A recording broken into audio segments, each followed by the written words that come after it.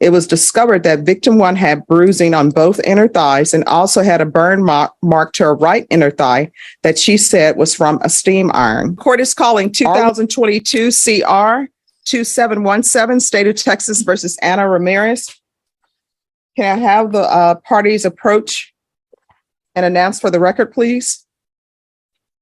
Michael Billiard, state. And are you Miss Ramirez? All right. So were there pretrial motions heard on this case? All right, then why is the box checked that I'm giving her permission to appeal? That I don't know. All right, so if you all want to fill out a new trial court certification of defendant's rights to appeal. Okay. All right. The document is over on the box on the side. On July 7th, you applied for deferred adjudication. According to the plea bargain agreement, punishment is to be assessed at 4 years in the prison, and the state is remaining silent on your application for deferred adjudication. Have both parties had a chance to review the PSI report, state? Yes, Your Honor. Defense? Yes. Any objections to the PSI report, state? No, Your Honor. Defense? Just a few factual corrections. Yes. My client has had a psychological through CPS, stated in there that she hadn't. Did she have completed some college?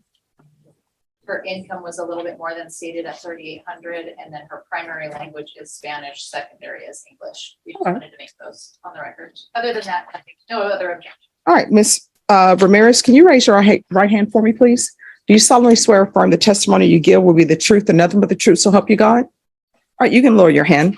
Make sure you keep your voice up. I've just been informed by your counsel that English is not your first language. It's Spanish, is that correct? Yes, but I. All right, so you don't need an interpreter? All right, thank you. All right, the state is silent, so defense.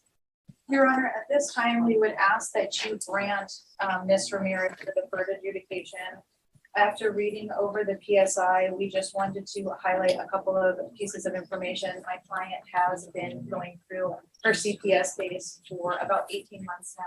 She has completed several courses. The event that is listed in there to include the topics of the family violence, the violence education, parenting, anger management. She has also been ongoing through continued counseling. She was going through Mr. Carlos Castillo until just this last July. We were supposed to start trial at that time. He didn't schedule her any other sessions with him, so she went on her own to seek additional counseling through somebody that was provided through her insurance. Everyone, please make sure you whisper.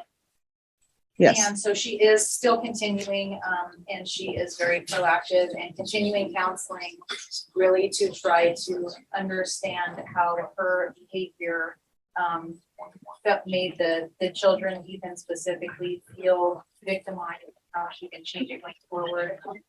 In the PSI, I believe it does say that the child was hospitalized. We also just wanted to clarify that they had went to take photos. There was no hospitalization of the children. And in addition to that, Your Honor, we just wanted to also highlight that although the PSI, it seems to highlight specifics of one side of the story, there was also no mention in there about Miss Nancy Kellogg stating that the injuries did seem from Evelyn as consistent with the bike and the iron and not of abuse, as well as Evelyn did not make any outcry, and when specifically probed about what Ethan had stated, had given completely different version of the events. In any event, Your Honor, my client is working. She would like to continue to go to counseling. We do have trial in her CPS case on Thursday and Friday. Mm-hmm. And so she is asking for her children to be returned. I understand that CPS is asking for her to be terminated, but she would like the opportunity to work probation, get continued services, and then continue with her job at Wells Fargo. Okay, so this is what the court is trying to understand.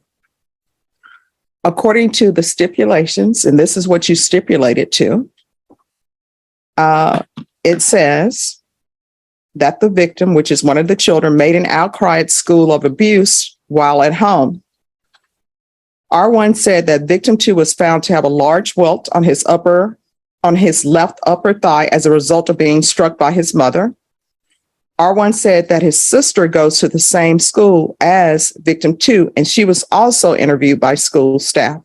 It was discovered that victim one had bruising on both inner thighs and also had a burn mark to her right inner thigh that she said was from a steam iron. R1 said that when asked how she was injured, victim one said that she fell off her bike. R1 said that victim's injuries were not consistent with falling off a bike. R1 said that victim was asked how she got the burn mark. R1 stated that victim one stated that her mother told her to unplug and put away a still hot steam iron, and she accidentally dropped it on her leg, causing the stated burn.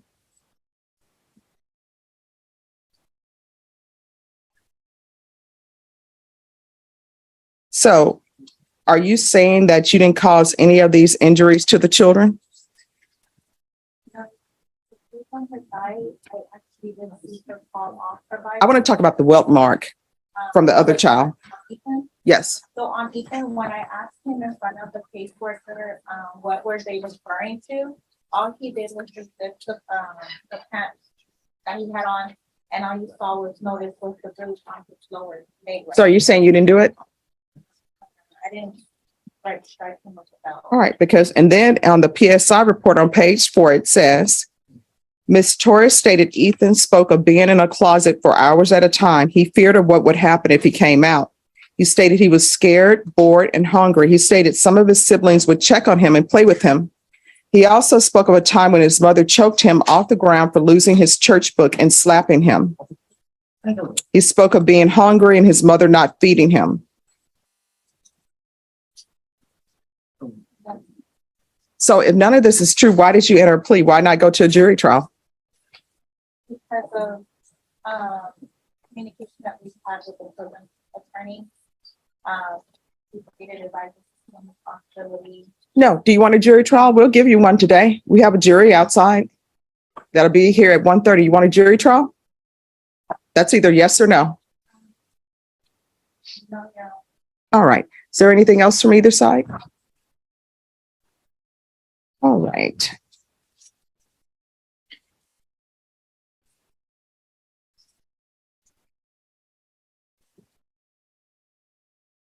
In defense, do you feel that your client's entering into this plea bargain agreement was voluntary? Yes. All right. And Ms. Ramirez, was anything offered to you other than the plea bargain agreement? That my friend. All right. All right. If there is nothing else for either side, the court is going to deny the application, find you guilty. There's an affirmative finding of family violence. The court will sentence you to $1,500 fine, time and money to run concurrent. And the court will sentence you to 4 years in the prison. I'm going to show you what's entitled Trial Court Certification of Defendant's Rights to Appeal. Because this is a plea bargain agreement, because I followed your plea bargain agreement, and because you waive your right to appeal, you do not have the court's permission to appeal. Because this is a felony conviction and an affirmative finding of family violence, you're not allowed to own or possess any weapons or ammunition. If you have a question over what a weapon or ammunition is, you'll need to speak to an attorney. Do you understand? All right, good luck to you. Judge.